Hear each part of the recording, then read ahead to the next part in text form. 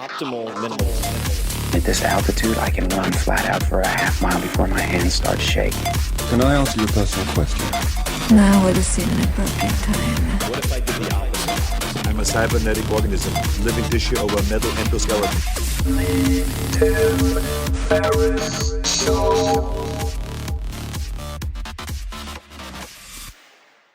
This podcast episode is brought to you by Helix Sleep.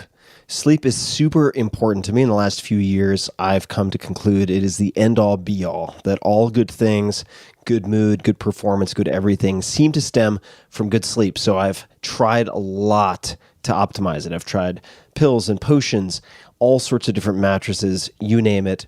And for the last few years, I've been sleeping on a Helix Midnight Luxe mattress. I also have one in the guest bedroom, and feedback from friends has always been fantastic. It's something that they comment on. Helix Sleep has a quiz, it takes about 2 minutes to complete, that matches your body type and sleep preferences to the perfect mattress for you. With Helix, there's a specific mattress for each and every body. That is your body, also your taste.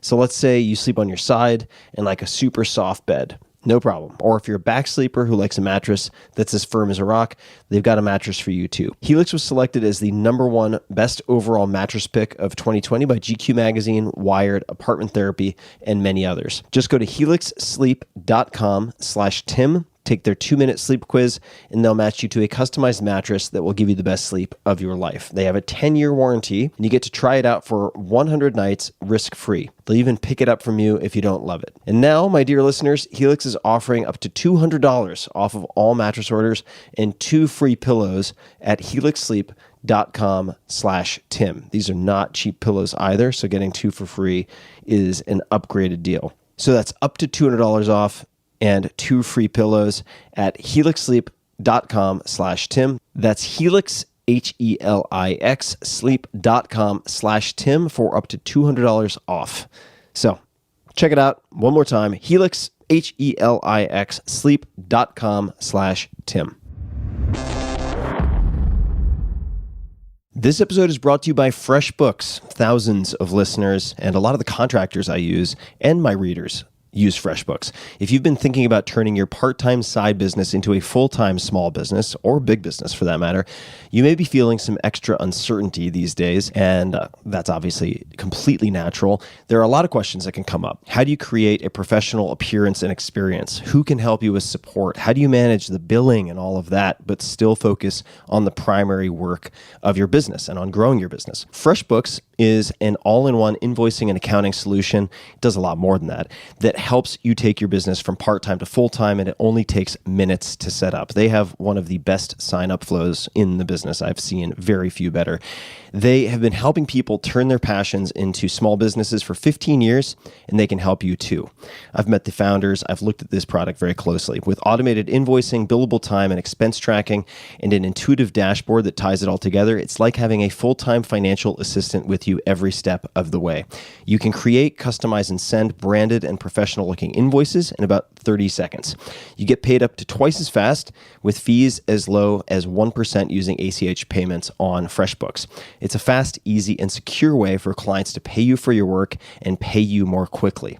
One of the many things that sets FreshBooks apart is their award-winning Toronto-based customer service. A real person picks up fast and will help you until you are completely satisfied and have your questions answered. There's a lot of uncertainty in the world right now, but your ability to build a business that you're passionate about, that you're proud of, doesn't have to be one of those things. Business owners all over the world rate FreshBooks as the easiest accounting software to use. Try it out. Check it out for free for 30 days at freshbooks.com/Tim. Just enter Tim Ferriss in the How Did You Hear About Us section. Again, that's freshbooks.com/Tim to check it out and try it for free for 30 days. One more time, freshbooks.com/Tim. This episode is brought to you by AG1, the daily foundational nutritional supplement that supports whole body health. I do get asked a lot what I would take if I could only take one supplement. And the true answer is invariably AG1. It simply covers a ton of bases. I usually drink it in the mornings and frequently take their travel packs with me on the road. So what is AG1? AG1 is a science-driven formulation of vitamins, probiotics, and whole food sourced nutrients. In a single scoop, AG1 gives you support for the brain, gut, and immune system. So take ownership of your health and try AG1 today. You will get a free 1-year supply of vitamin D and 5 free AG1 travel packs with your first subscription purchase. So learn more, check it out. Go to drinkag1.com/Tim. That's drinkag1, the number 1, drinkag1.com/Tim. Last time, drinkag1.com/Tim. Check it out. Hello, boys and girls, ladies and germs. This is Tim Ferriss, and welcome to another episode of The Tim Ferriss Show, where it's my job to deconstruct world-class performers of all different types from every possible nook and cranny, every possible industry or sector or profession, to help you tease out the books, the habits, the belief systems, the structures, and so on that you can test and apply in your own lives. My guest today, I've wanted to have on for a very long time, Rabbi Lord Jonathan Sacks, at Rabbi Sacks on all social. He is an international religious leader, philosopher, and respected moral voice. He was the chief rabbi of the UK and the Commonwealth from 1991 to 2013, and the recipient of the 2016 Templeton Prize in recognition of his exceptional contributions to affirming life's spiritual dimension.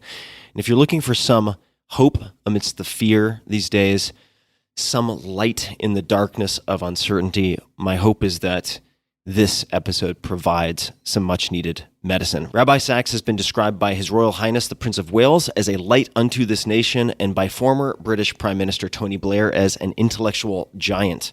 He is an award-winning author of more than 30 books, just incredible, including Not in God's Name. His new book, Morality, subtitle Restoring the Common Good in Divided Times, recently became a bestseller in the UK, and it is now available in North America. He is a frequent and sought-after contributor to radio, television, and the international press, and a renowned public speaker, for reasons that will be very obvious once we get into the conversation. And he has degrees from both Cambridge and Oxford universities, as well as 18, count them, 18 honorary degrees. He was knighted by Her Majesty the Queen in 2005 and took his seat in the House of Lords in October 2009. Born in 1948 in London, he's been married to his wife Elaine since 1970. They have 3 children and several grandchildren. You can find him at rabbisacks.org, on all social at Rabbi Sacks. Without further ado, please enjoy this wide-ranging conversation that I so much enjoyed with Rabbi Lord Jonathan Sacks. Rabbi Sacks, welcome to the show. Tim, great to be with you. I'm so thrilled to finally connect. I have pages and pages and stacks of questions for you. We'll see how much we can get to. And I wanted to start with a perhaps unusual starting point, and that is asking about yellow ties. I found under the category of strange habits a note from your wife of 50 years in the Times UK. He always wears a yellow tie when he's due to give important speeches or on special occasions. So I wouldn't expect you to wear one right now, but is there any truth to that statement? And could you elaborate if so? 100%.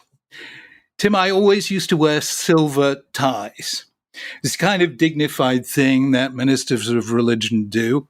And I had a huge collection of silver ties. Then at a certain point in time, I'm not sure whether it was 2016 or a little earlier than that, the world began to fall apart. And that was when I realized that part of my job was not just to speak or to write, but to cheer people up. And I think Little Miss or Little Mr. Cheerful has to be colored yellow. So I thought wearing a yellow tie cheers people up.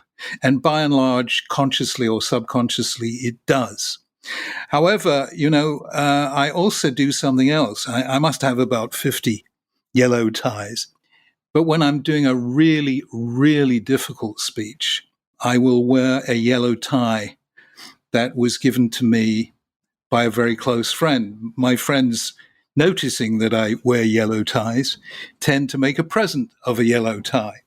And when I feel I am wearing something that a friend gave me in love, it just makes the speech so much easier. But can I tell you, Tim, about the yellow tie that I wore when you and I did TED together in Vancouver 3 years ago? Yes, please. There's a kind of rehearsal for TED Talks about a month in advance. It takes place in Chelsea in New York, near Chris Anderson's apartment. And just before me, there was a gentleman practicing his speech, a gentleman called Ray Dalio, who's been on your show, I think. Ray is the head of the world's largest hedge fund, I think. And Ray, who is a hugely wise and brilliant and a successful man and a very open man, was absolutely devastated. He was in a state of real nerves during the rehearsal. So I was shaking as I went up to deliver my speech. And I delivered my rehearsal. And Chris Anderson at the end said, "Jonathan, I like the speech, but what about the tie?" Because apparently no one wears a tie at TED. I said, "Chris, I have read the instructions and I have met you halfway. You will see that I am not wearing long dangling earrings." Isn't that good enough? Anyway, eventually, Chris and I reached a compromise, which was that I would wear my yellow tie for my TED speech. And as soon as that was over, I de-tied and remained tieless for the rest of TED. I so enjoyed meeting you at TED, and I just have to share a quick anecdote, which is somewhat similar. So at TED itself, I remember they called it something like the Zen room or the relaxation room, which was basically the on deck circle for the next few speakers by the stage. And I went out there to relax at one point because of the namesake. And I remember, I think it was Gary Kasparov and a few other icons were just sweating bullets. And I said to myself, if I try to relax here, I'm going to have a complete nervous breakdown. So I shuffled off to some corner to prepare. What a day that was. Seems lifetimes ago. And the next hop is going to be a bit non-linear, of course, because that's the way these conversations tend to go. I'd like to revisit a line from your profile, and thank you so much for answering so many questions for Tribe of Mentors, my last book. And the question was about your purchase of $100 or less that has most positively impacted your life in the last, say, 6 months. And the answer is interesting, but not as interesting as the line that explains it. Your answer at the time was, without a shadow of a doubt, buying noise-canceling earphones, Bose in this case. And the line that I want to explore is, these are the most religious objects I've ever come across because I define faith as the ability to hear the music beneath the noise. And I had never heard or read anyone define faith that way. And I don't know if that definition has changed for you, but could you speak to what you mean by that and how you arrived at that, perhaps? What I mean is, incidentally, you'll call me back on that, Tim, because I felt bad about it from that day to this, because actually noise-canceling earphones cost a little more than $100. So I will give you one that really only costs $10. But what I mean is this, when we look at what happens to us, so much of it is noise, stuff that happens and doesn't seem to add up or make sense in any way. Somebody once asked Harold Macmillan, the British Prime Minister in the 1950s, what is the biggest challenge of being Prime Minister? And he replied, events, dear boy, events. So there's so much going on, and you are buffeted by this wind, this whirlwind of swirling pressures, and life can come to seem, as the book of Ecclesiastes calls it, meaningless, all is meaningless. Faith is the ability to go deeper than that and to sense the real wonders, the miracles that surround us. The very existence of the universe is unbelievably improbable. The very existence of life is even more improbable. The most distinguished mathematician in Britain, Lord Rees, the Astronomer Royal and the president of the Royal Society, once gave me his book called Just Six Numbers, in which he argues that the entire existence of the universe depends on six improbabilities.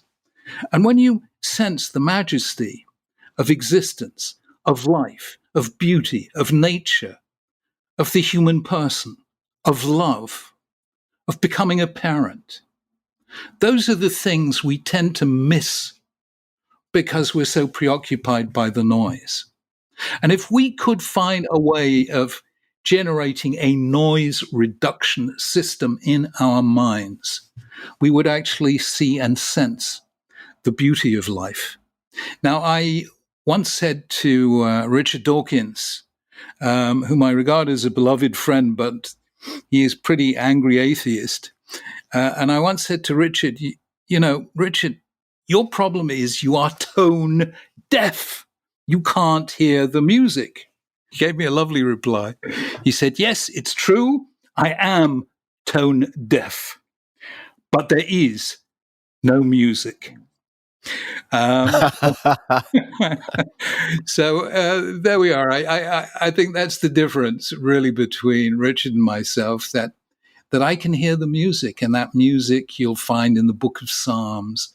You'll hear that music in great poetry and the sonnets of Shakespeare. You'll hear that music in Beethoven and in Schubert, and I love it, and it's mystical and it's terrific. And I find that, you know, wearing those noise-canceling earphones, not just good on planes, it's really good for meditation. So I want to tie up one tiny loose end before I go to my next related question, but you said I'll give you one that costs less than $10.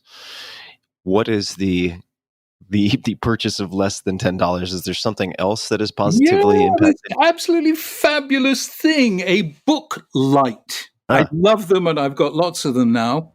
A book light allows me to read anywhere at night. It allows me to go around the house without switching the lights on and hence waking up. It allows me to read without waking my wife, Elaine. It's a perfect,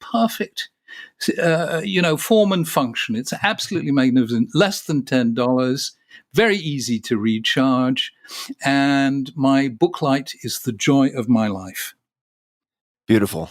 And we will explore books in many capacities in this conversation, I suspect. You mentioned earlier that part of your job, or you viewed part of your job, as cheering people up. And I want to unfurl that a bit because I think there's a lot there. You also have already mentioned, and I brought up, music. You seem to have been sensitive. You have been sensitive to music since a very literal music, since a very young age. And in one of the many different articles that I read prior to this conversation, I found a quote, which you can please feel free to correct. The quote to you reads as follows: "There's a sadness in Jewish music, a kind of minor key that I heard when I was 2 or 3 years old." And then it went on later. "It's an existential sadness that I can't eliminate however hard I try. That's probably what allows me to communicate with people who are unhappy." So first, I always like to ask, does this sound like something you said, or does it have truth to it? And if so, could you expand on it? The first 2 to 3 years of my life, we didn't have our own home. We lived with my grandparents and my grandfather, who was a businessman. He had a wine shop. Also actually owned a synagogue. It was a very tiny little synagogue, but it was just down the road from where we were living. And that was my first experience of synagogue life. And I imagine that almost every single person in that synagogue was a refugee. I mean, this is, early 1950s. They'd come in from the war. My late father's family, and he himself, came from Poland. So you had people who had been through the most searing experiences, had encountered absolute dislocations. In some cases, lost their families. In all cases, were struggling to make themselves at home in a new land. My father's favorite line from the Bible was Moses calling his son Gershom, saying, "I'm a stranger in a strange land." And that's what my father felt. And you could hear that sadness. in the music of the synagogue. And it was my first encounter with music, my first encounter with synagogue music, with music as prayer. And I find it there in most Jewish music, not all Jewish music, but most of it. And it comes from century after century after century of suffering. Now, of course, you can break out beyond that, but it's just there. I don't know. I don't know if you feel it in those three great Jewish musicians of the 20th century, the late Leonard Cohen, and to some extent Bob Dylan, and to some extent Paul Simon. Not really. You don't really feel it, but I feel it still in things like Irving Berlin and George Gershwin. There is, a powerful note of sadness there that, to my mind, is part of the signature of being Jewish. Do you find that sadness in you to be more enabling or disabling in your ability to help others and to affect change in the world? 50 years ago, I met and married, 52 years ago I met, and 50 years ago I married Elaine. And Elaine is she is sunshine. I mean, that's just what she is.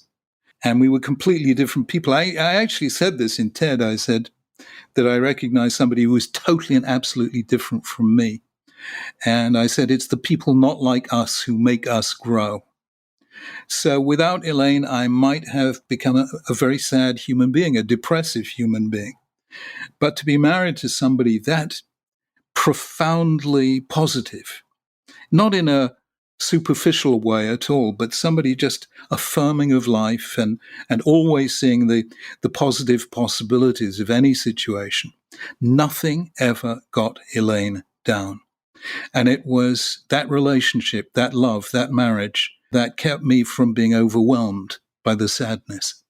You've mentioned before, and I think in some respect this is on a similar theme of sort of transmuting pain or sadness into something useful in the world. You've mentioned that one of the most inspirational books you've read is The Choice. This is a book that fewer people will recognize compared to, say, some of Viktor Frankl's work. But could you please describe The Choice and why it is meaningful to you? Well, this book came out not that long ago. I don't know how many years ago, maybe 4 or 5 years ago, I don't know. But it came out, and I didn't recognize the name at all. And here was another Holocaust book, and there are tens and maybe hundreds of thousands of them. And I try and read some, but I can't possibly read all. But this was getting such positive reviews. It became a bestseller in the States, and then actually became a bestseller here in Britain as well, that I thought I must read this. And as I read it, I could not believe what I was reading, because this was Edith Eger's first book, and she was 90 years old, and she was, in essence, a female Viktor Frankl. Not quite Viktor Frankl in the sense that Viktor Frankl already worked out his entire response to evil and to grief while he was in Auschwitz. It took Edith some years to come to terms with it. She had to go back there. She had to wrestle with it. But she did eventually wrestle with it and became a psychotherapist like Viktor Frankl, and then helped people cope with situations of the kind that she had coped with in the concentration camps. And what Edith actually went through, which is more than Viktor Frankl did, was not just Auschwitz, but the death march immediately after the Germans left Auschwitz. They forced any prisoner who could walk to join the death march, and most of them died on the way. And read her account of that, as she was actually kept alive only by the fact that her sister was there and two of them kept their respective spirits up. But I mean, it's almost impossible to imagine anyone surviving those kind of horrendous conditions and that kind of evil. And yet somehow she worked it through, and she used that experience to work through the pain, the fears, the anxieties of other people. And essentially, her philosophy was very, very simple, and not unlike Viktor Frankl's, which is whatever happens to us, we always have a choice. We always have a choice as to how to see ourselves in relation to what's happening to us. Nobody can take away our mind. Nobody can take away how we define the situation. And it is that choice that's the very essence of human freedom, liberty, and dignity. And of course, in the book, she talks not only about her experiences in Auschwitz, but how she used those to deal with her patients on the West Coast in the United States. I found this an astonishingly inspiring book. You know, just when you thought there was very little new to be learned from the Holocaust, here was the story of this extraordinary woman. I've enjoyed following you over the years since we first met. And I also came into this interview feeling quite insecure in a sense, because I have on one hand, at one end of the spectrum amongst my friends, people like Sam Harris, who I love dearly, a great friend. On the other end of the spectrum, I have deeply religious friends, but I know very little about religion. I don't self-describe as someone who is particularly religious. How did you choose to become a rabbi? I understand the family background, but I'm looking at some of the notes in front of me, and I don't know if this is accurate, but it seems that you perhaps thought at some point that you were going to become an economist or a lawyer. How and why become a rabbi? I'm an economist monkey. There you are. 1968, when Simon and Garfunkel were counting the cars on the New Jersey Turnpike, and they've all come to look for America. In 1968, the end of my second year at university, at 20 years old, I thought to myself, I don't know much about Judaism, about religion, but I do know there are lots of distinguished rabbis. And so I decided in 1968, summer of, to take a plane to the States and buy a Greyhound bus ticket. Do they still do that kind of thing, Tim? It was $100, I remember. Still exists. $100, unlimited travel. And, I went around looking for America and counting the rabbis, not the cars. And I met lots of terrific rabbis. The extraordinary thing was that almost all of them mentioned a name to me, which I hadn't heard of before. And the name was Rabbi Menachem Mendel Schneerson, who was known as the Lubavitcher Rebbe. He was the head of a group of Jewish mystics called Lubavitchers. And they said, you must meet him because he is the great leader of our time. So I tried to find out where he was, and his center was in 770 Eastern Parkway in Brooklyn. I went there, and I walked in, and I said to the first person I met, I've come 3,000 miles to meet the Lubavitcher Rebbe. Could I please have an appointment? He absolutely fell about laughing. He said, do you know how many thousands, tens of thousands of people are waiting to have a meeting with the Lubavitcher Rebbe? He's got hundreds of thousands of followers, and they all want to see him. And so come back next year or 10 years' time and forget it. So I said, well, look, I'm traveling around on this Greyhound bus. I don't know where I'm going to be when, but I do know that I'm going to be in Los Angeles because I have an aunt there, and I will be traveling there. So here is the phone number of my aunt, and if the Lubavitcher Rebbe finds that he can see me, please give me a call and let me know, and I'll come back to New York. Well, I was staying with my aunt several weeks later in Los Angeles, in Beverly Hills, and Sunday night the phone goes. And it's somebody from Brooklyn saying, the Rebbe can see you on Thursday night. Now, I really had to go. The only trouble is I didn't have any money at all. I was a student.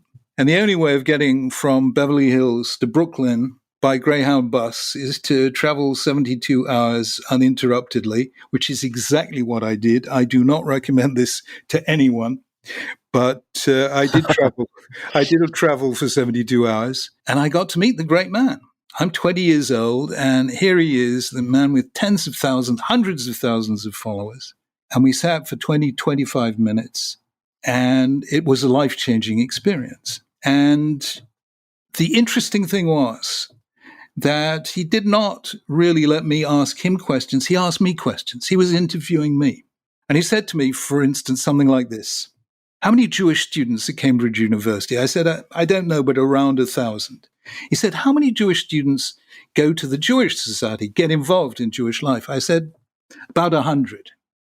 He said, you mean 90% are just completely disengaged?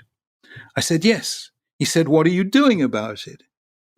And I, being very English at the time, started a sentence with the following words: in the situation in which I find myself, which is a really English way of saying, could you ask me something else, please? And the Rebbe, believe it or not, who was a very, very polite man, actually interrupted me in the middle of that sentence. And he said, you don't find yourself in a situation, you put yourself in a situation. And therefore, I think you should put yourself in a different situation. And this was absolutely mind-blowing. There were hundreds of people outside waiting for their interview. And here is this great man essentially telling me to become a leader, which is the last thing in the world I wanted to be.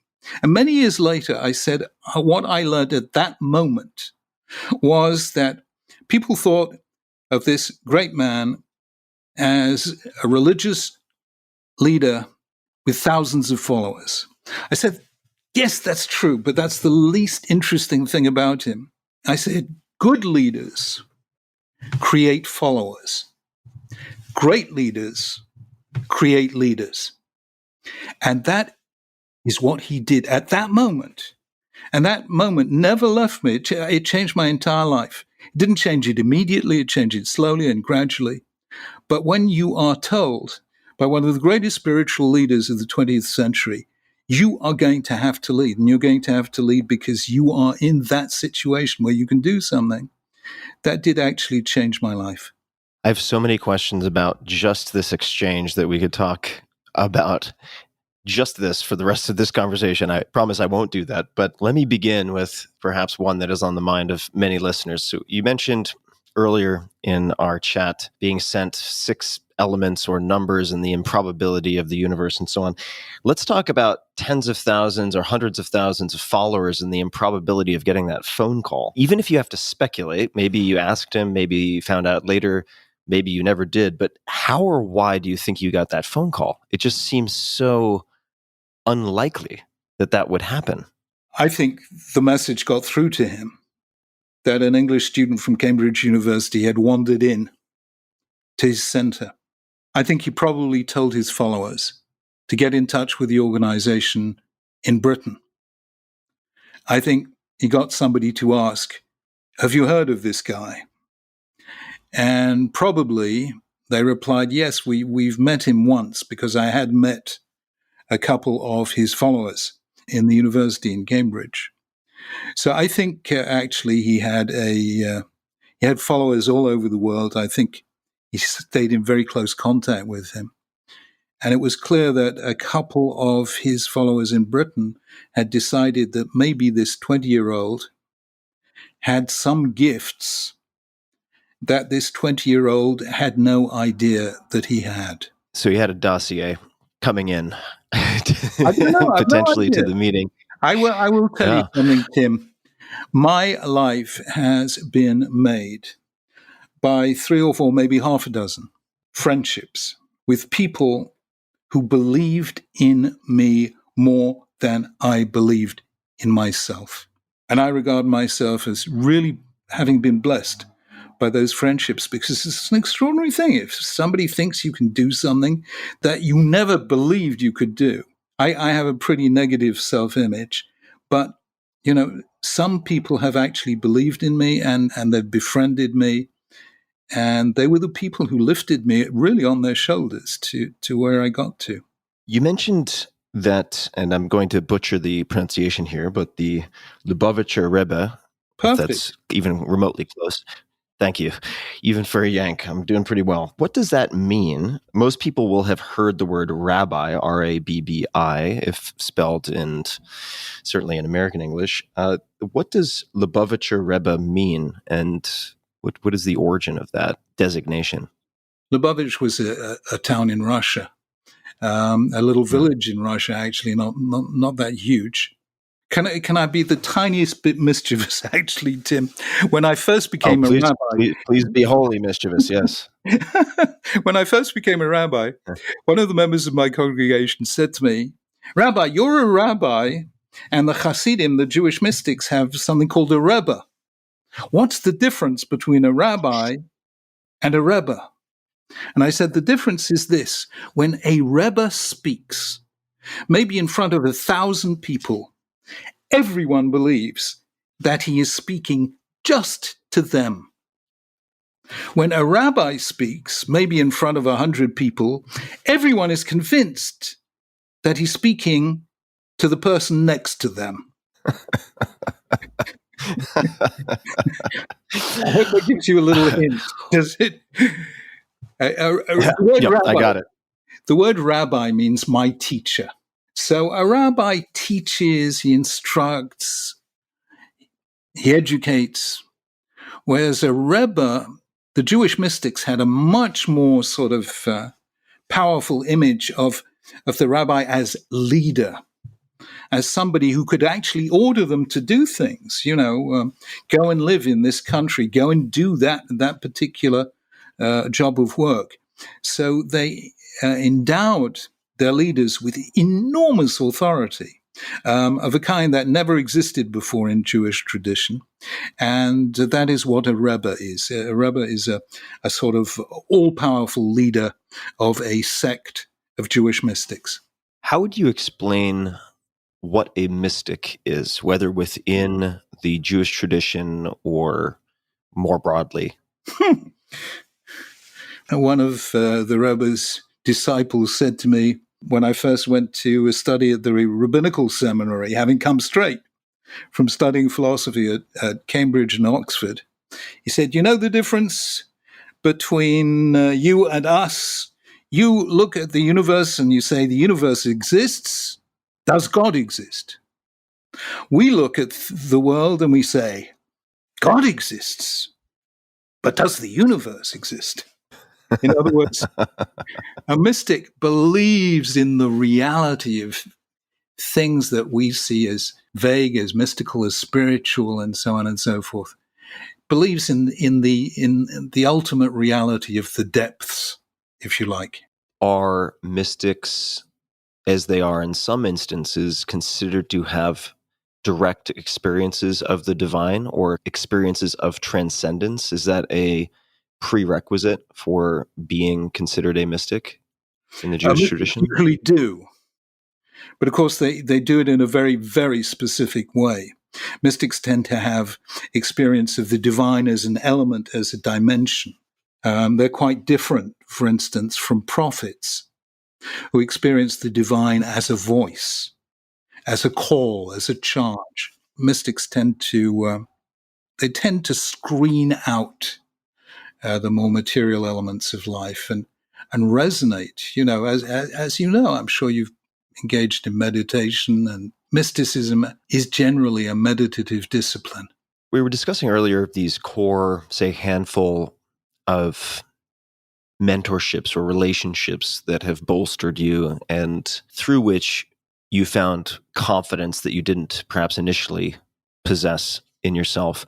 We've covered perhaps some of the highlight stories. I'd love to talk about a challenging time. And this is something that you mentioned in Tribe of Mentors. It's the period following the publication of The Dignity of Difference. And there were calls for your resignation, headlines in the newspaper, Archbishop of Canterbury and Chief Rabbi accused of heresy. Can you please explain what happened and why it was controversial? Dignity of Difference was my response to 9/11. 9/11, I suppose, shook all of us, shook the whole world. But one thing that happened was that the World Economic Forum that's normally held at Davos was held that year in January 2002, I think, in New York, out of solidarity with the people of New York. And I was there. I used to go to the World Economic Forum. And on one of the days, we went as religious leaders to Ground Zero, which was still smoking away. And the Archbishop of Canterbury was there. Chief Rabbi of Israel was there, gurus from India, Muslim imams, and so on. And we all gave prayers at Ground Zero. But actually standing there at Ground Zero and seeing the sheer enormity of what happened there left a huge impact on me. And I suddenly realized here is religion as hate. And here are we standing with Archbishop of Canterbury, with imams, with gurus. Religion as love, religion as mutual reconciliation. And I said to myself, this has got to be the big choice of the 21st century. And I set myself to write a book that would be published on the first anniversary of 9/11. And given that this was the very end of January 2002, I said, I must publish a book, and it must be the strongest possible statement that I can make, stronger than has ever been made before, of the need of religions to make space for one another. We can no longer predicate ourselves on defeating, converting, or eliminating the religions that are not ours. And I really felt the moment required that. It did not require conventional gestures of sadness and grief. Of course, they were there and they were done well, but this needed something new and important. So the book I wrote, and it did indeed appear on the first anniversary of 9/11, so I wrote it at great speed, was far and away the most radical I had written up to that time. It was not the most radical I have written. I've subsequently written a book called Not in God's Name that is much more radical. But people do not associate radicalism with chief rabbis or religious leaders. We are there to defend the faith. We're not there in any way to challenge the faith. And I felt, I'm sorry, I've got to take that risk. Well, the book was published. People realized quite how radical it was. And obviously, people felt that I had gone too far. I don't think I went too far at all. I mean, looking back in retrospect, absolutely ridiculous to think I went too far. But I had to face the fact that a lot of rabbis, a lot of my own rabbis, felt just that. What about it led them to feel that you went too far? Could you give us a few examples or an example? I will tell you exactly the key sentence. The key sentence was, no religion has a monopoly on truth, right? Mm-hmm. In order to satisfy everyone, because I didn't want to take the book out of circulation, I agreed to do a second edition. And in the second edition, I wrote the following sentence. No religion has a monopoly on wisdom. And the rabbi said, wisdom, that's fine. Oh, that's okay. So we were able to resolve every single issue with the book. It took me 3 hours to make the necessary changes. And we brought out a second edition, and that was the end of it. Don't forget, Charles Darwin brought out a second edition of Origin of Species for the same reason, that his book also created controversy. So in the end, we came through. It's just, when you're in the full heat of it, it can be a little bit unnerving, especially when you realize that your wife and children are affected by this. And that's a really tough one because they didn't vote for it, if you know what I mean. But in the end, we came through. It was okay. I made 2 phone calls to rabbis senior to me, older than me and wiser than me. And I said, was I okay? And they both said yes. And the second that I heard that support from them, one in Israel, one in America, I realized I was fine. I didn't need to worry about it at all. And there is one piece of wisdom that I would share with you. And there is an American Christian minister who wrote a book called The Purpose-Driven Life. Have you come across this at all, Tim? I've heard the title. Yes. I don't recall the author It's a man offhand. called Rick Warren, and it has sold over 30 million copies. It's a remarkable achievement. But it has one of the best opening sentences in any book I know, right up there with Tolstoy's Anna Karenina. And this is the opening sentence. It's not about you. That is a very powerful sentence. The second, I could understand that this is not about me. This is about people's anxieties. This is, all the trauma of 9/11 and so on and so forth. The second, I had two friends saying, you're okay. I was able to get through the rest, and it turned out actually to be quite minor.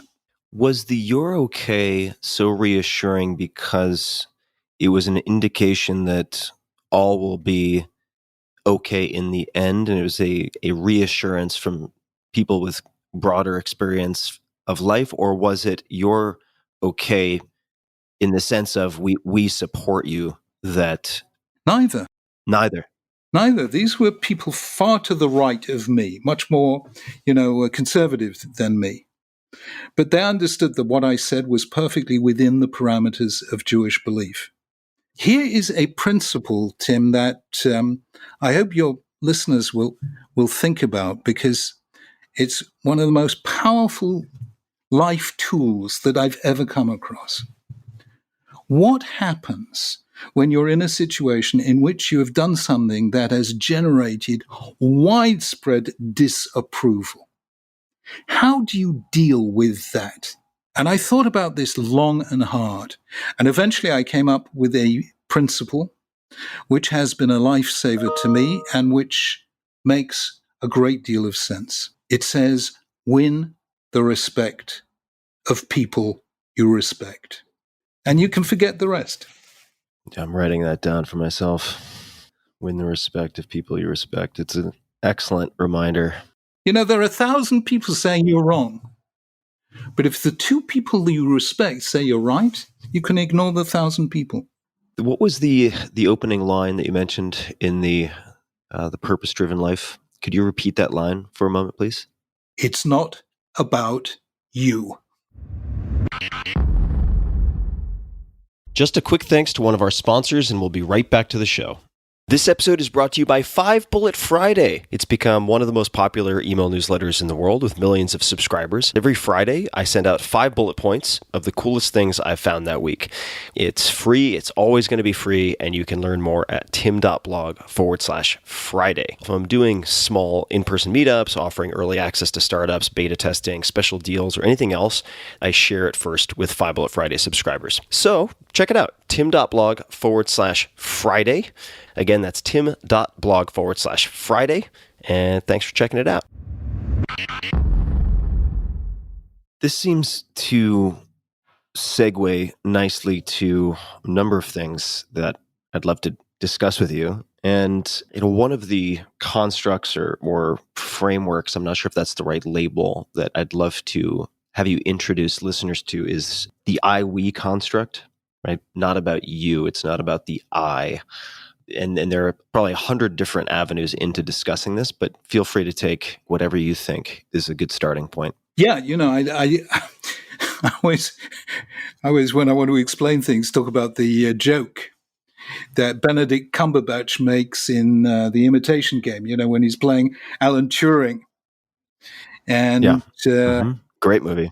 And Keira Knightley tells him, go and tell them a joke, show them you're human. And so he goes along and he says, there are these two explorers in the jungle and they suddenly hear a lion roar. And one of them starts looking for a place where both of them can hide. And the other one starts putting on his running shoes. And the first person says to the second person, you're crazy. You can't run faster than a lion.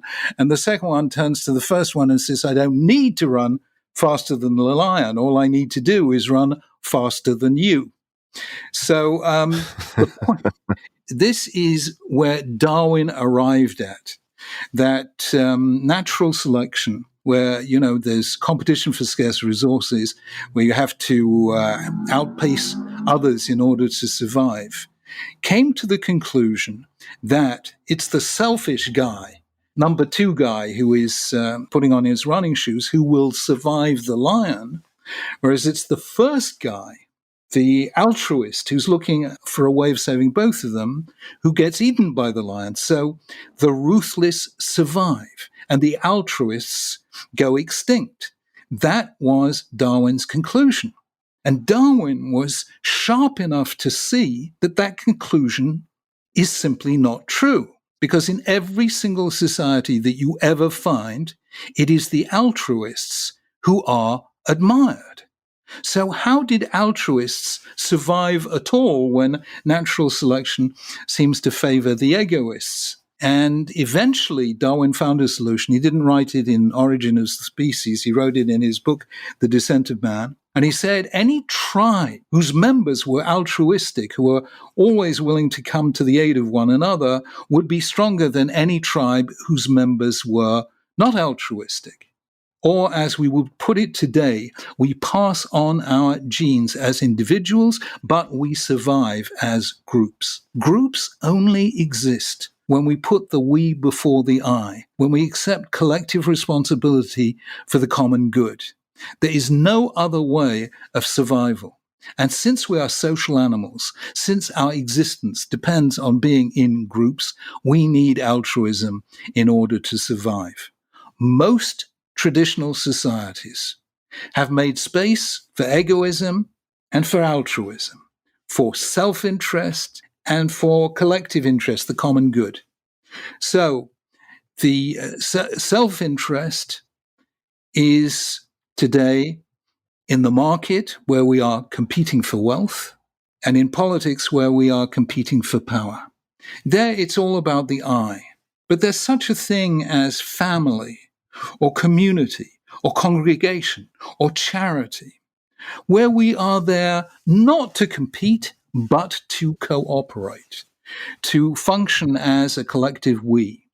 Now, what has happened in the last 50 years is that the market is still strong. The state and politics is still strong.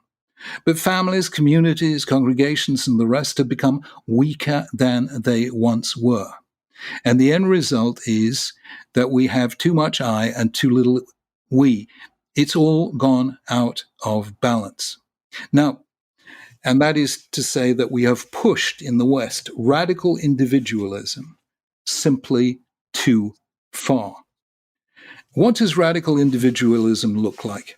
I don't know. Are you into soccer in the States, Tim? Or Well, I used to play soccer and then spent time in South America where it's a religion. So I think I'm more exposed than most. Some Americans care about soccer, but we tend to view our football as something you throw around by hand. But please continue with soccer, since the audience is, is international. Imagine this. You have a soccer team that contains the 11 greatest players in the world, but they're all radical individualists. That team will never win a single match, because soccer is made by your ability to put the team ahead of the individual player. And imagine an orchestra of radical individualists. The result will not be music, but will be noise. So whenever I takes over from a place that should be about we, you get catastrophe. Now, Tim, look at this catastrophe. And I'm surprised not more people have noticed it. Two of the countries that have done worst in the world in dealing with the coronavirus pandemic and COVID-19 have been the two most individualistic societies in the world today: the United States and the United Kingdom. The United States, far more infections than anywhere else, far more fatalities than anywhere else. Britain, terrible record of fatalities per million of the population, and a terrible record of economic collapse. Now, you ask yourself why these two countries, which were the greatest defenders of liberty in the 20th century, Britain and America, have become the worst at dealing with a catastrophe like coronavirus. And the answer is they have too much I and too little we. It is the countries that maintain that balance, like South Korea, like Taiwan, like Singapore, like New Zealand, like Germany. Those are the countries that have coped really well. When you have a country that is all I, for instance, you have political leadership that keeps saying I, instead of saying we. A relationship that can sometimes be very damaging indeed to the social fabric. So I think as time has gone on, the book that I wrote about this, which of course I finished writing just before the pandemic, has become more and more relevant to where we are and where we ought to be aiming to be in the future. So the book is Morality, subtitle Restoring the Common Good in Divided Times. And I know you are a student of history, avid student of history, studier of history, and I can't speak to the feeling, the sentiment in the UK, but in the US, I would say there's a lot of fatalism and nihilism at the moment, certainly including many people who are well-educated who feel that you can't put the toothpaste back in the toothpaste tube, and we are just on the descent in the lifespan of a collapsing empire. That is, I would say, the feeling that is very pervasive here. And I would love to know, in your studies, to your knowledge, are there any examples of reversing the trend, steering back away from the precipice and reverting back to or reinforcing more we versus I? Or is that an unstoppable one-way trend that really can't be stemmed? Tim, I want you to introduce you to a Jewish way of thinking about things. And that is, well, you're the perfect person to do it. Forget the word inevitable. It doesn't exist. Forget it. Delete it. Search and delete. We are going to come up. We're going to come up in a few weeks' time to the Jewish higher holidays, right? We're going to have Rosh Hashanah, the Jewish New Year, Yom Kippur, the Day of Atonement, and we are going to do the weirdest thing. Listen carefully. We are going to say a prayer, which goes on Rosh Hashanah, on the Jewish New Year, it is written. And on Yom Kippur, the Day of Atonement, it is sealed. Who will live? Who will die? Who will prosper? Who will suffer? The late Leonard Cohen actually made a song about this, based on this, called Who by Fire. So that is the perfect statement of fatalism. You know, it's written, it's going to be written over the next 10 days, and there's nothing you can do about it. And then, precisely 2 minutes later, the entire synagogue erupts with the words, "But prayer, penitence, and charity avert the evil decree." Nobody ever accepts any verdict as final in Judaism. We completely throw out the concept of inevitability. One of the most moving things I ever heard is, the BBC, the British Army liberated the extermination camp the concentration camp Bergen-Belsen in April 1945. And they sent a young journalist called Patrick Gordon Walker to do a broadcast from Bergen-Belsen, just a couple of days after it had been liberated. The people there were walking corpses. And this was one of the most horrendous scenes people had ever seen. But the BBC radio recording of that still exists. And the prisoners, the survivors, can be heard singing a song. And the song they are singing is Hatikva, the song that became, 3 years later, the national anthem of the State of Israel. Hatikva means the hope. Here were people who just managed to survive in a world of corpses, and at the gates of hell, they were singing about hope.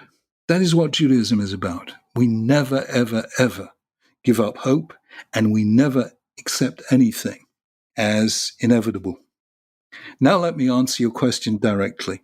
The last 2 times we had a situation as devastating as this pandemic were 1918, First World War and the Spanish flu pandemic, and 1945, the end of the Second World War.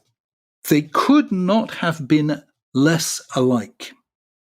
In 1918, people didn't change. They went on with an I-centered society. They created what we know as the Roaring Twenties, with wild dances and wilder parties. There were these huge economic inequalities, and people tried to blot out the memories of what had happened by going back to partying and just concerned about themselves.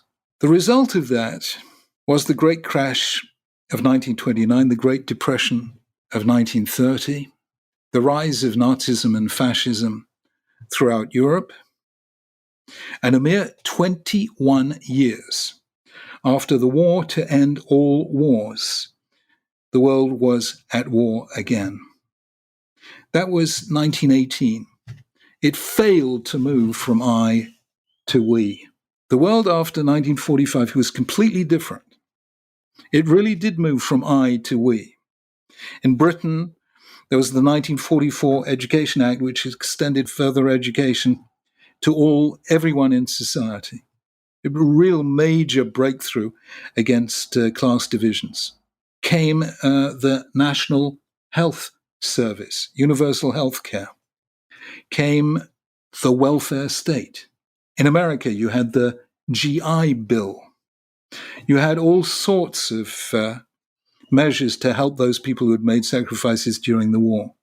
America produced one of the most imaginative schemes ever in the Marshall Plan, through which America extended loans to every country in Europe, including Germany itself, to rebuild their shattered economies.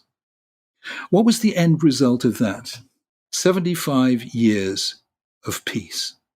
So it can be done. The last time it was done was in 1945 to 1965.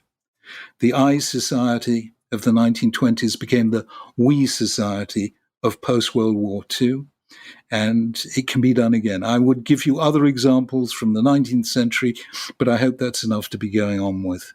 You have used the term cultural climate change.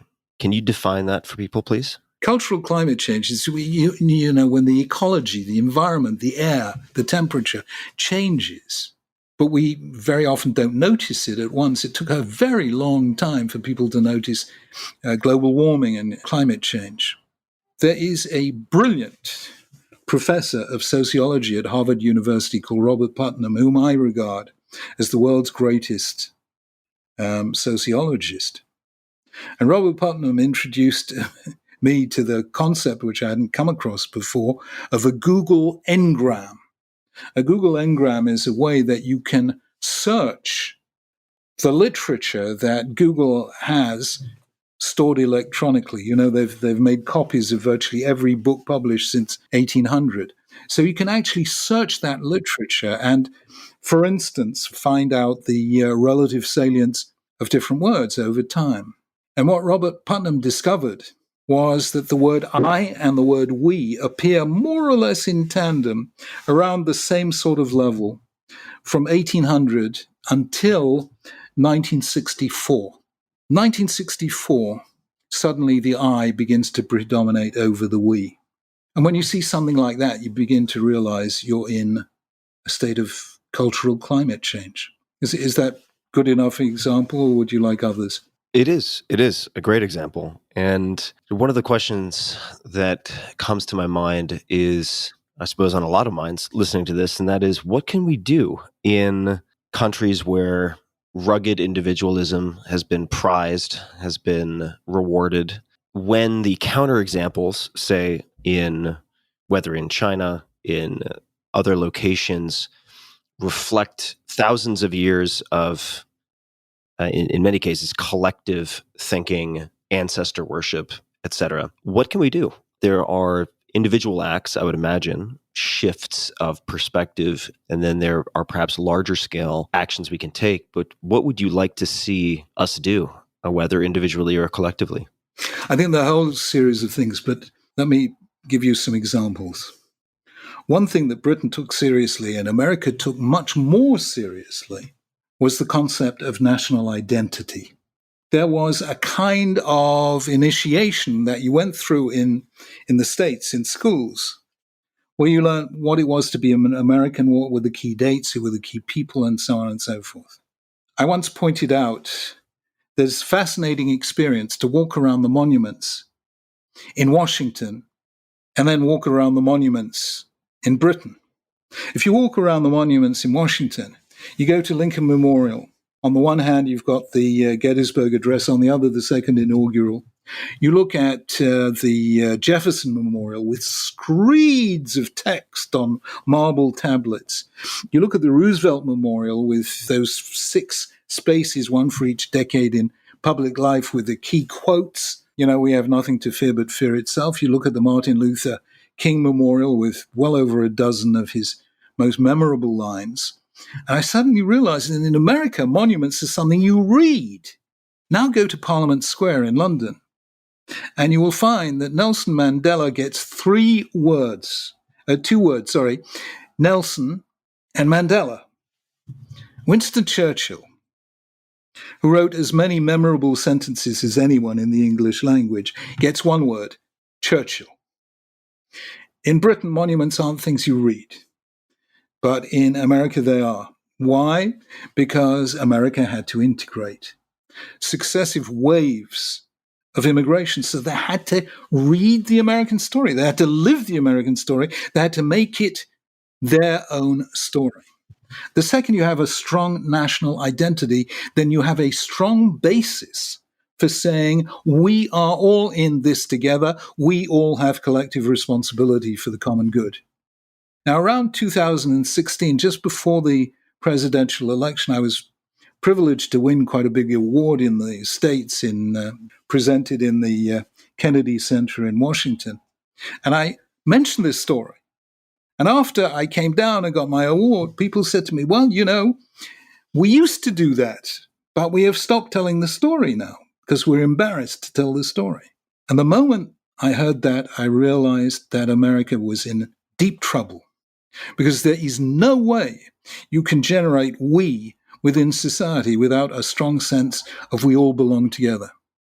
All you do is you disaggregate and fragment the culture, and the end result is that people like Black Lives Matter and all the others feel they are not fully part of this society. This society doesn't fully recognize and respect them. I mean, you can't live with that. So first things first, tell the story. And I was just thinking, can it really be done? And then my beloved number 1 daughter, who has clearly divine insight here, decided 2 years ago or 3 years ago that she was going to buy Dad a birthday present of tickets for Elaine and myself to go and see Hamilton the musical. And I suddenly realized what it was: to retell the American story in a new and very inclusive way. So full marks to Lin-Manuel Miranda for something that is very creative in expressing the we in a new way. So that's the first thing, tell a national narrative. And I fear I've gone on too long, but I'm happy to tell you the other stages, but challenge me if you like. Oh, please do. Okay. No challenge top of mind at the moment, so please continue. Okay. Number 2, once you've got this story, what next? What next is you need the ritual and the day in the diary.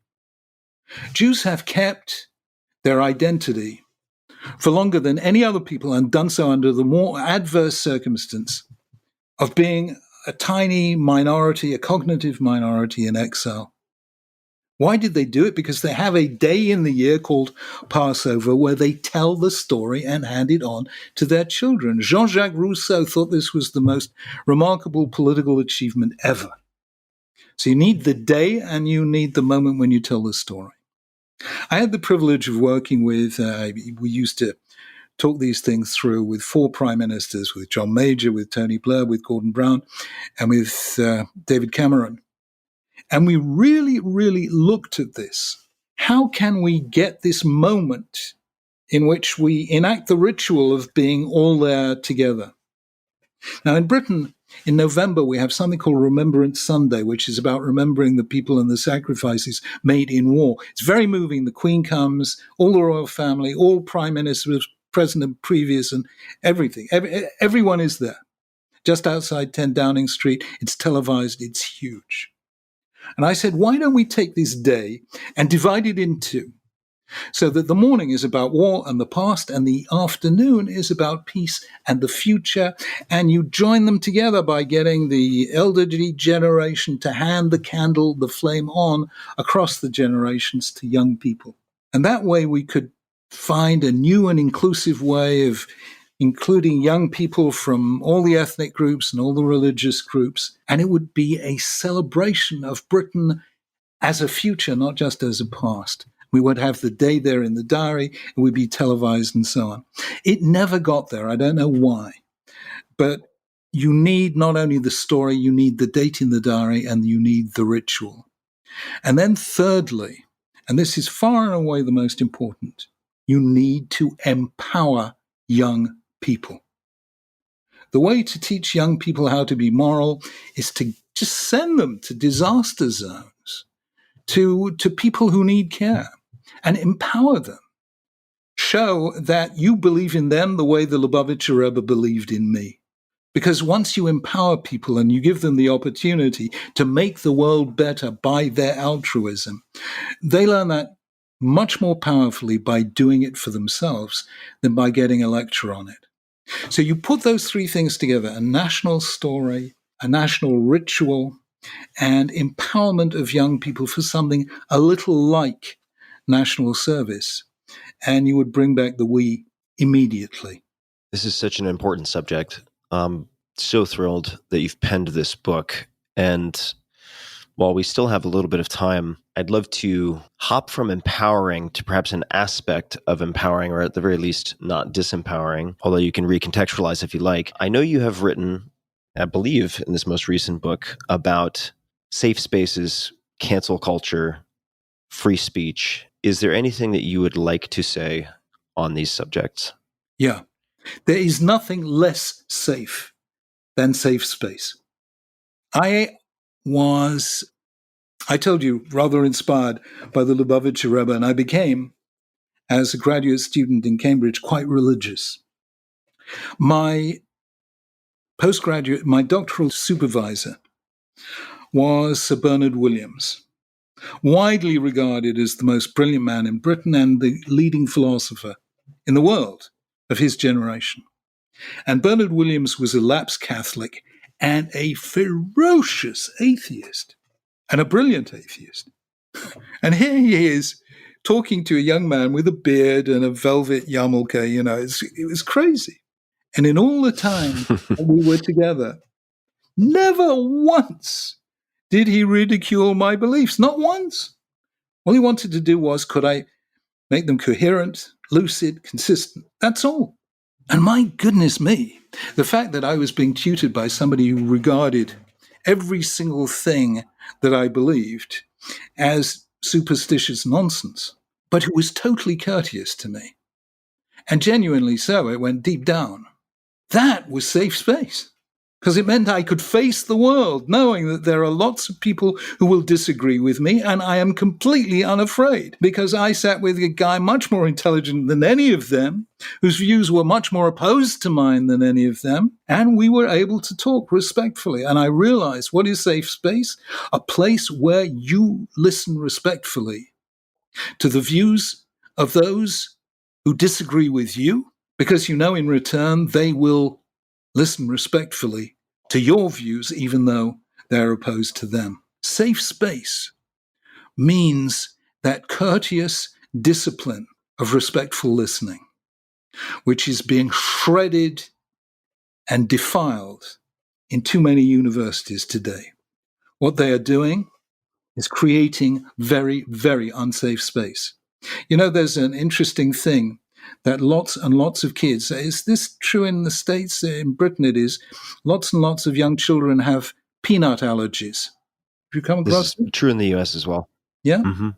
There's one country in the world where kids don't have peanut allergies, and that is Israel, because the most popular snack in Israel contains peanuts. So because they're exposed to it from very early on, they develop immunity to it. And because at university we are exposed to views that challenge our own, we develop immunity to it. And that is what makes us strong and healthy and safe. And people are going to go through our university system thinking that the world is a place where if you protest long and loudly enough on Twitter or Instagram or Facebook, you can cancel out any view with which you disagree. Not only are you destroying the most important element of civilization, which is the collaborative pursuit of truth, but you are also potentially ruining those young people. You have to make them intellectually robust and don't carry on with what you're doing because, frankly, what you're doing is an outrage. And I do believe that universities are so important to the health of a society that the guardians of those places should show a lot more courage. Now, there's a saying that is in some notes from, I believe, this new book, Audi Alteram Partem. Yeah. And now I'm not up to speed in my Latin. I'm assuming that's Latin. Hear the other side. Thank you. And following that, and please correct me if I'm getting any of this incorrect, but no institution that denies a hearing to the other side can be a vehicle for justice. Yeah. It's a principle of Roman law. Listen to the other side. There's a story I tell, actually, that perhaps I could repeat from the book. It's from the Talmud, from Tractate Ketubot. It tells of two study partners. One was called Rabbi Yochanan and one was called Reish Lakish. And they used to discuss Jewish law every day. And then Reish Lakish died. And the rabbis were really worried about Rabbi Yochanan, who was a very important rabbi of the 3rd century, because they thought that without his study partner, he would go into a depression and die. So they said, we have to find him a study partner to cheer him up. And so they sent him a Rabbi Eliezer ben Padat, who knew the whole literature backwards and forwards. And whenever Rabbi Yochanan expressed an opinion, Rabbi Eliezer ben Padat would say, there is a source that supports you. After 2 days of this, Rabbi Yochanan started tearing his hair out and saying, Reish Lakish, come back! They've sent me this guy who, whenever I say anything, says, you're right. Do you think I don't know I'm right? Do I need him to tell me I'm right? But when you were here, Reish Lakish, every time I would express an opinion, you would show me 24 reasons why I was wrong. And I would have to find 24 reasons to show I was right. And the end result is that you grew and I grew. So please take this man away. Yeah, it reminds me of a concept called red teaming that a lot of the best investors also use. And I think that investment here is just a metaphor for life. And that is they will, in, say, partner meetings or otherwise, get into the etymology of it, which is military. But having your partners, your colleagues, do their best to attack your beliefs, systems, position, assumptions. And only once they have been thoroughly stress tested can you truly understand your position and can you truly have confidence in your position. And there are a number of other things in this new book that struck me. I'm picking and choosing and cherry picking a little bit here, like a monument in the United States, of course. But, free society depends on the dignity of dissent. I think the phrasing of that is so important. And later on, resist with all your heart and soul any attempt to substitute power for truth and stay far from people, movements, and parties that demonize their opponents. And it makes me think, as a student of history, or a sometimes student of history myself, I try to read as much as I can, that things in excess often become their opposite, right? So without stress testing, freedom fighters become tyrants. Things become their opposite. And it's very easy for someone who starts with what they deem good intentions to forcibly suppress opposition and forget that forcible suppression of opposition is perhaps the defining characteristic of fascism. And it's terrifying. It really is. It really is terrifying. And I'm glad that you're speaking to all of these points in the context of moving from I to we, which is sort of by definition inclusive, if that makes sense. The founders of America, and indeed the founders of liberty in the modern world, the John Miltons and John Locke's, the Thomas Jeffersons, the Washingtons, and of course that wonderful man, and Madison and so on, Federalist Papers. They were about, separation of powers, about faction, about not vesting full power in this institution or that, but forcing people to maintain a delicate balance. Now, you have too much we, you get China and you lose freedom. You have too much I, and you get the States and Britain today, which have just gone a little too far. Maintaining the balance between I and we is not easy. It's a constant challenge. And it seems to me that we just took our eye off the ball and an imbalance suddenly appeared. And, all of a sudden, things that I took for granted forever, I can no longer take for granted. Like the fact that liberal democracy is here to stay and is the default condition of human affairs. And you suddenly realize it isn't so, that actually our situation today, certainly in Britain and America, is quite delicate. And truth is, we've all got to play our part. When you feel that something as tiny as that original instance of coronavirus was able to sweep across the world, and that, of course, is a kind of medical example of what people call the butterfly effect, the chaos theory that the beating of a butterfly's wing in the Philippines can cause a tidal wave on the west coast of America.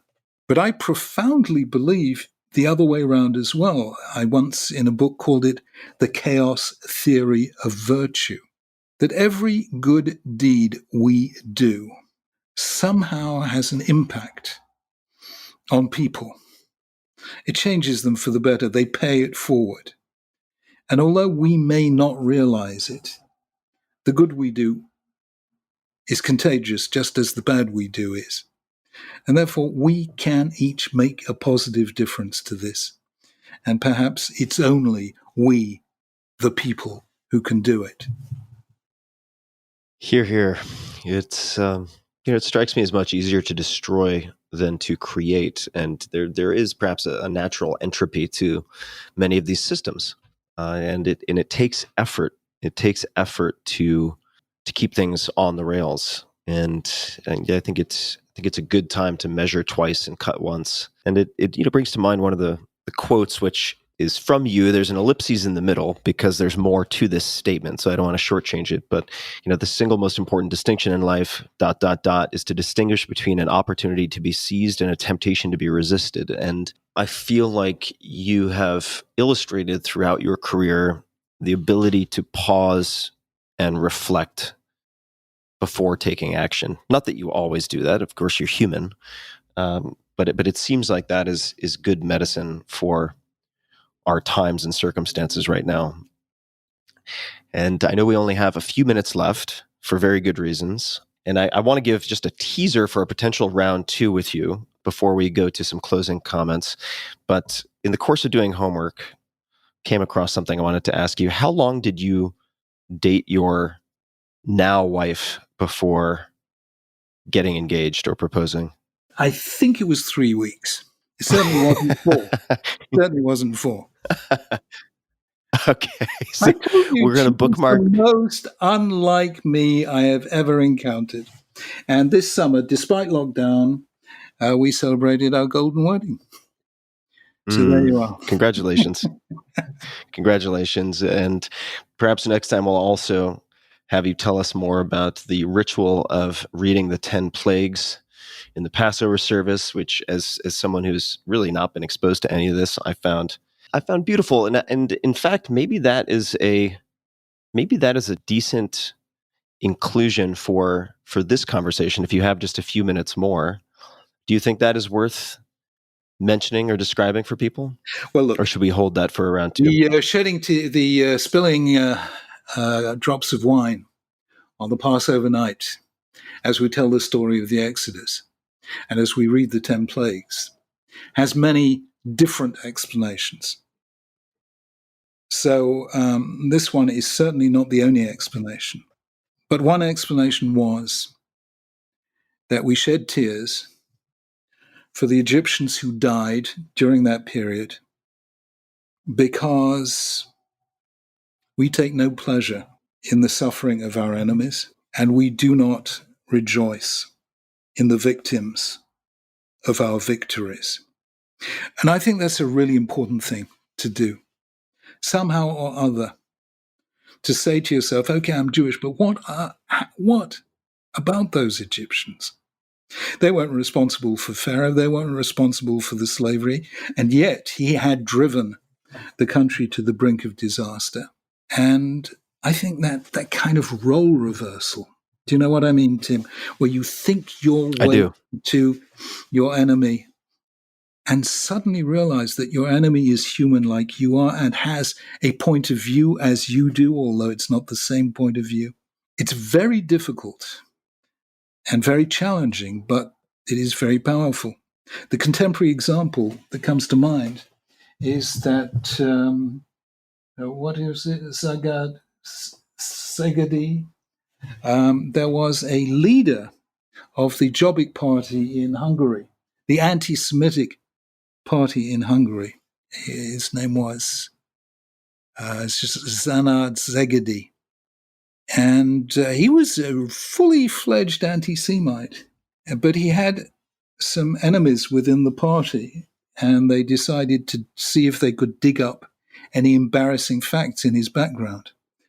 And lo and behold, they discovered that this guy, unknown to him, his grandparents had died at Auschwitz, that Hungary's leading anti-Semite was a Jew. Well, I mean, today this is a religious Jew who spent his life fighting anti-Semitism. But it just shows how powerful it can be if you suddenly think yourself into a different situation. And if we were capable of that, we would rid the world of a great deal of violence. Rabbi Sacks, it is always such a pleasure. I've greatly enjoyed all of our interactions. I hope we may have many more and share a cup of tea perhaps at some point in person post-pandemic or when things get under more control. The new book, which I highly recommend people check out, is titled Morality, subtitle Restoring the Common Good in Divided Times. I can think of nothing more important right now than embracing this and shifting from I to we, not necessarily from one extreme to the other, but certainly further along the spectrum towards a collective we. People can find you at rabbisacks.org, at Rabbi Sacks on all social, Twitter, Instagram, Facebook, YouTube. Is there anything else that you would like to say before we close for today? Yeah, of course. I want to thank you, Tim, for writing the most wonderful books, for asking the most unbelievably engrossing questions, and as I told you, for doing a little video for my son, who is your biggest fan and who introduced me to your work since when I have become your biggest fan. Thank you so much. I really appreciate you. I appreciate what you're doing in the world, and I appreciate your time today.